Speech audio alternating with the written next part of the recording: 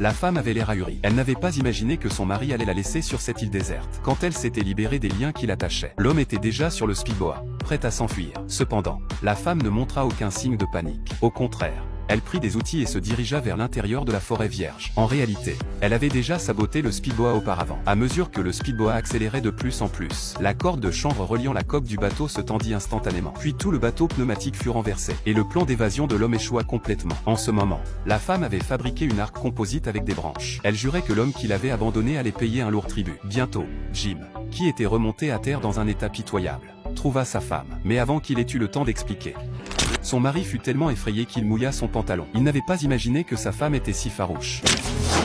Avant qu'il ait eu le temps de se remettre de la frayeur, sa femme le visait à nouveau. Face à une femme pleine de meurtres, Jim dut se cacher honteusement derrière un grand arbre. Mais sa femme ne lui donnait absolument aucune chance. Elle tira sur l'arc et s'approcha de lui pas à pas. Dans cette situation de vie ou de mort, Jim ramassa immédiatement un coco au sol pour dérouter son adversaire.